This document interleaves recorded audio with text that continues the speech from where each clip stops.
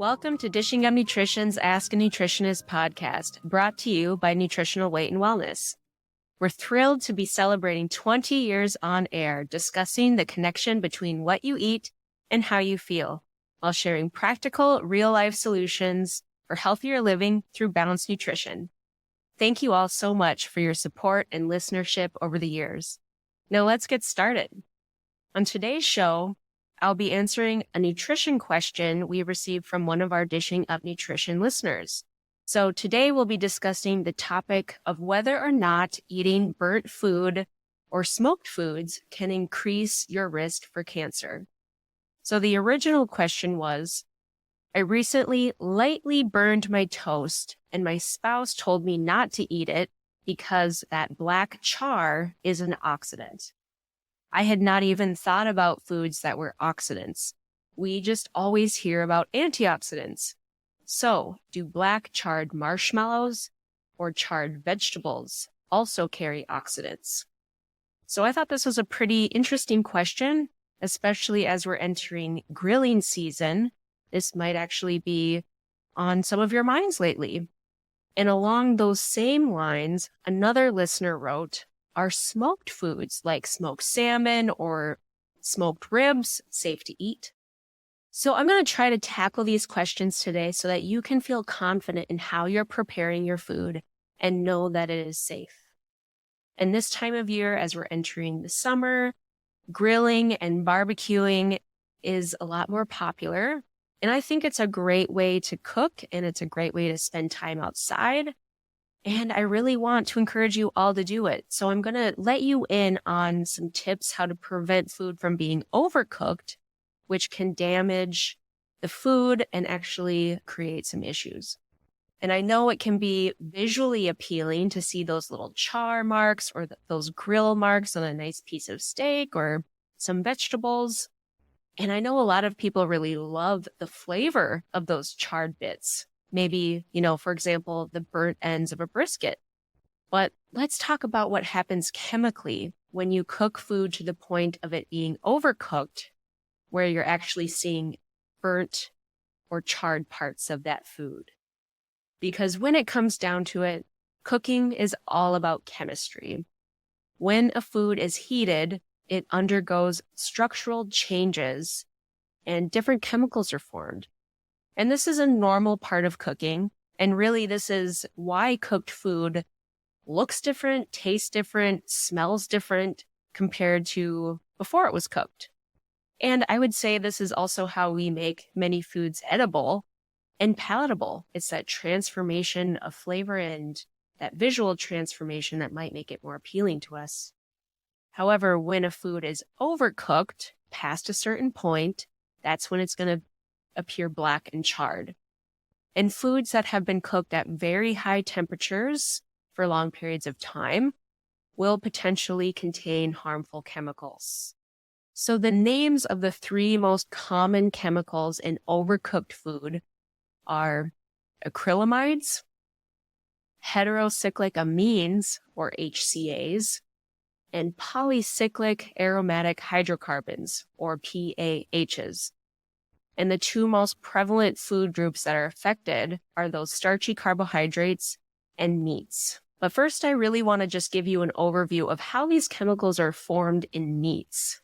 So we're going to start with those polycyclic aromatic hydrocarbons, or PAHs. PAHs are formed when you're cooking meat on the grill or over an open flame or some other heated surface. And the fat and the juices from that meat can start to drip directly onto the fire or on that heated surface and create smoke. So the smoke that results will actually contain those PAHs. And then when that smoke kind of drifts up towards the meat, it sticks to the meat and you can consume that. So this same process applies to smoking meat. So PAHs are going to be contained in meat that are exposed to the smoke from fat or juice dripping on the flame or the heat, and then you consume that. So that's all about PAHs.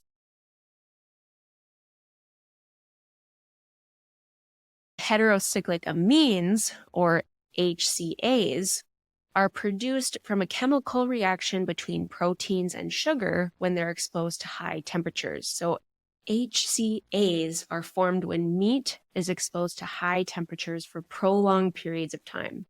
So the longer it's exposed to those high temperatures, the more HCAs are formed.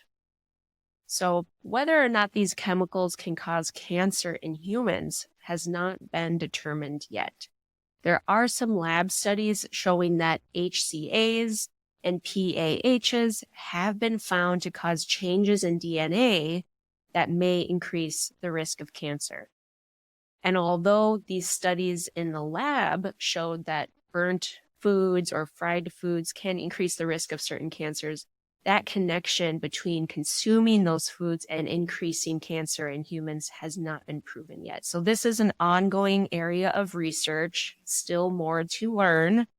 But at this point, there's not significant data showing that humans are significantly impacted by this. Now let's discuss overcooking starches.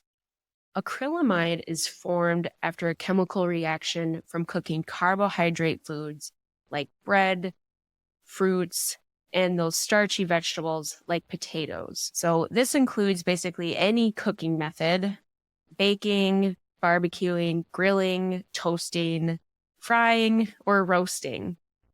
And really, this is how food changes color and flavor after cooking.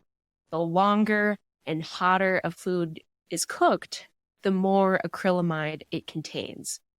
For example, a piece of toast that is burnt to a black crisp has much more acrylamide than a piece of bread that has lightly been toasted to a golden brown color. Now let's talk about how to reduce your exposure to those chemicals, the acrylamides, the PAHs, and the HCAs. So when you're roasting or pan frying meat, it is recommended to use a low to medium heat temperature. Avoid using cooking methods that use high heat temperature, like deep frying foods or pan frying with very high heat. And we still do want you to be able to enjoy grilling season, but not be overly worried about ingesting these potentially harmful chemicals. So there are some steps that you can take to reduce your risk of eating these chemicals. So when you're grilling, I recommend keeping the flame low and avoid direct contact of the meat with the flame.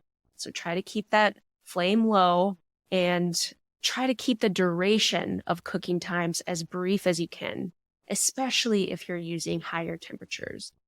So one thing you can do is partially cook that meat at a low to medium temperature in the oven ahead of time, then finish it on the grill to give it that nice grilled flavor.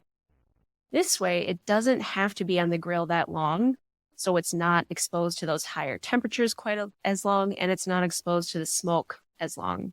And here's another tip. If you do happen to overcook something on the grill and you see bits of char, you can simply cut off any blackened part or those charred parts before you eat it. And if you have access to an organics disposal, you can just toss those overcooked scraps in there. That way you don't have to waste any food. Another tip is that if you plan to marinate your meat before grilling it, use a marinade that contains very little or no sugar, and try something that's maybe citrus-based or vinegar-based, because the sugar in marinade can result in those chemical reactions that form potentially harmful chemicals that we just talked about. But you can still add a ton of flavor to your meat with a homemade vinaigrette by using maybe some citrus juice or vinegar, some avocado oil, and some spices, rather than a store-bought marinade that almost certainly will contain high fructose corn syrup or some other form of an added sugar. Lastly, let's talk about the best way to grill vegetables. Before you grill vegetables, I suggest soaking them in water for a few minutes to help prevent that burning. And if you plan on making kebabs, you also need to soak the wooden skewers before skewing those vegetables. So I suggest soaking those wooden skewers for at least 30 minutes beforehand, because wood is obviously very flammable. So soaking them in water is going to help prevent them from lighting on fire, which in turn is going to set your vegetables on fire. So circling back to the original question here, does eating burnt food cause cancer? Well, the evidence suggests that eating small amounts of burnt food occasionally is not likely to significantly increase your risk of cancer. However, we can still take a few steps to be as safe as possible. I think the main takeaway is that we want to focus on eating real, high-quality foods, real animal proteins, real natural fats, and a variety of colorful vegetables. So I would say, above all, it is important to get those high-quality real foods in your diet, however you prepare them. For example, the powerful antioxidants in colorful vegetables is going to help fight any oxidants from any burnt part of that food. So let's say you grill some asparagus and a little bit of it gets charred. The benefit from eating that asparagus will outweigh the negative impact from eating a little bit of it that's charred. And if you're able to scrape off that charred part, even better. It's always best to strive for a balanced diet high in fruits and vegetables that are loaded with those antioxidants to minimize your risk of cancer overall. Even if the vegetables are slightly charred, I'd say it is still better to get them in than to not eat them at all. So I hope this answers your questions about safe ways to prepare your food and that you're able to get out there and enjoy grilling season this summer.